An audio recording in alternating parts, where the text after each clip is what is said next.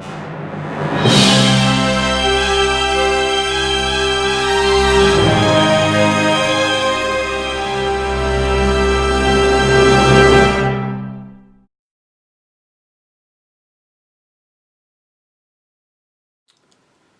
everybody.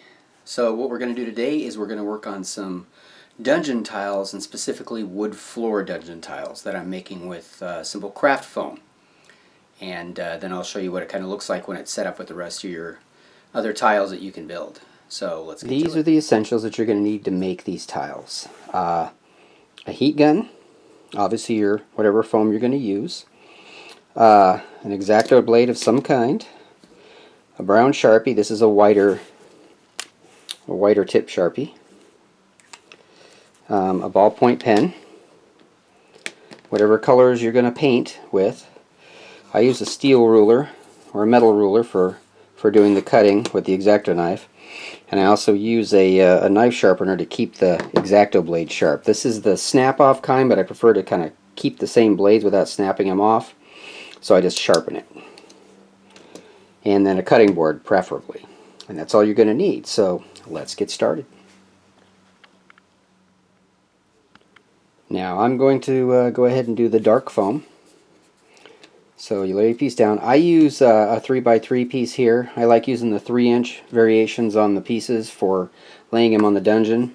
And I can also use them in conjunction with the Wizards of the Coast printed tiles. I can lay those on top of the floor itself if I want like a fountain or a statue that I don't actually have a mini for. But we're going to go ahead and do this. And I'm going to use the 3-inch. And the first thing you do is simply score your lines. Now when you're scoring these, you're only cutting about halfway through. You're just kind of scoring the foam. You're not trying to cut all the way through.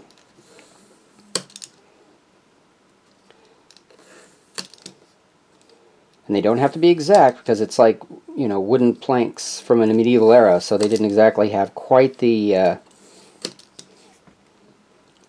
engineering that we have today to make super precise widths and stuff. They were rough hewn, so that looks fine. And then what you can also do, if you want to have a separation like where boards are put together on multiple boards, you can take and just kind of score like this and do it unevenly, so that way it looks like, if you've ever seen wood flooring anywhere, you'll know what I'm talking about. So just kind of go like this.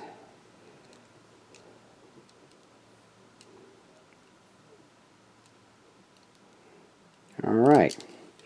Okay, then what you want to do is you want to take your heat gun and hit this with the heat gun. Now what that'll do is it will cause the cells in the foam to compress even more, and it'll actually widen out these lines that you've scored.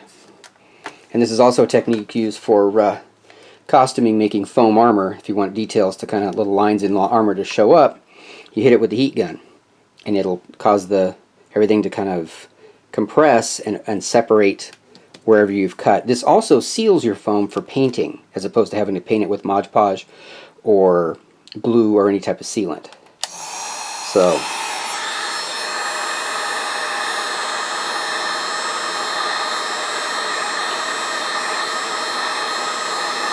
kind of separates those lines out a bit, and you can also flip it over and hit the other side for when you want to paint whatever other terrain you want to use on it. Okay, so that's pretty much that. Then what you can do is I take a ballpoint pen or a pen of some kind, and I run it down here to kind of, while the foam is still warm, and it helps kind of round that edge and sink it a little deeper.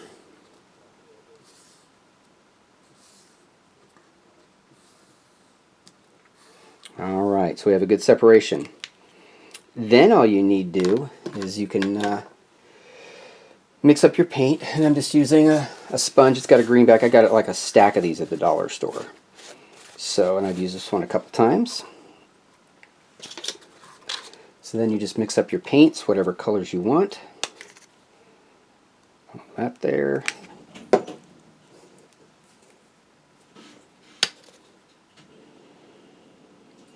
And this way you get that various wood color.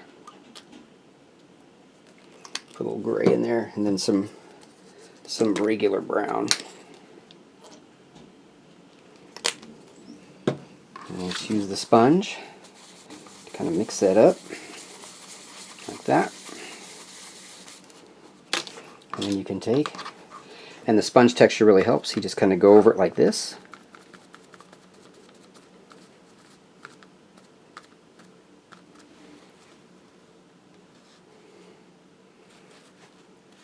And then you let that dry, and then you could put you could even put a little more gray on there if you want. You don't even have to let it dry if it comes to that for the gray.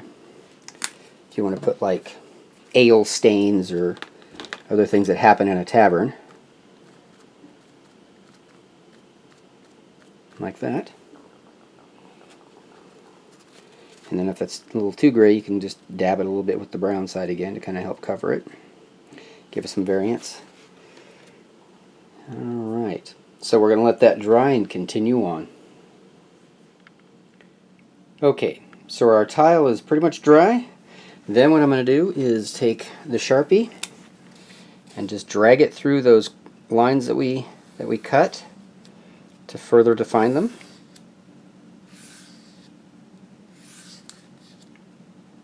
Just like that. Right through there.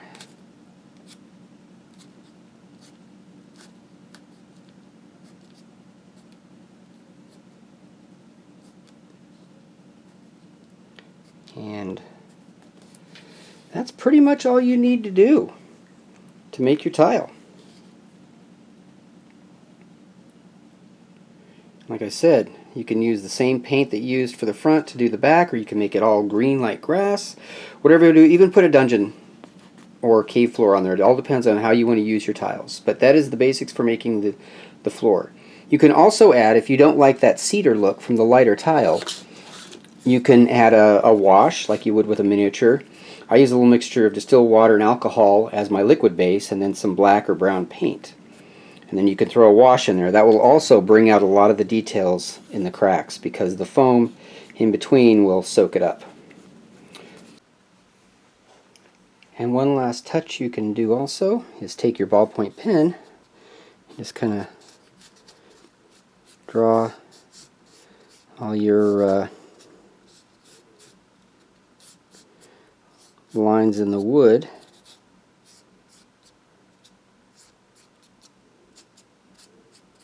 Don't have to do a lot of them if you don't want. As many as you want, depending on how old and cracked you want the wood to look. So there you go, and that'll also kind of give it more of a wood looking texture. So that's it. Now I'll show you guys some layouts of using both the actual dungeon floor tiles and the wood floor, so you can see what they look like when they're set up. So here's what it looks like when the floors are all set up for your tavern set. It could also be used as wooden floors in any building, obviously. And if you did a really long piece, you could even use it as a drawbridge for the entrance to your tomb, castle, whatever. And then over here, I set up some of the dungeon flooring so you can kind of see what it looks like.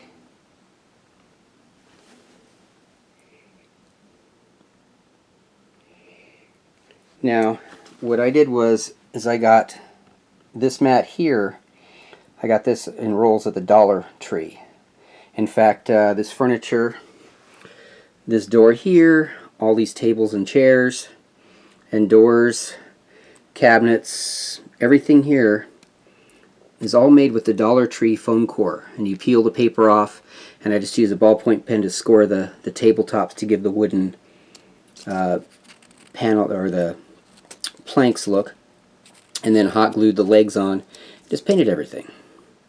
So a wealth of stuff at the Dollar Tree. This snake, in fact, Dollar Tree, I think it was a bright neon pink, and I just repainted it and did some washes on it to make it look a little bit better.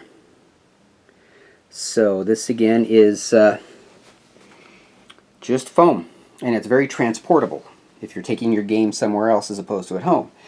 Also, I use this the foam here so the tiles don't slip around compared to when you put them on a smooth table. So that's pretty much it. If you have any questions, just write me down below. Thumbs up if you liked it. Subscribe if you would. If you have any questions, again, get a hold of me down below. And I will see you next time. Thanks for watching.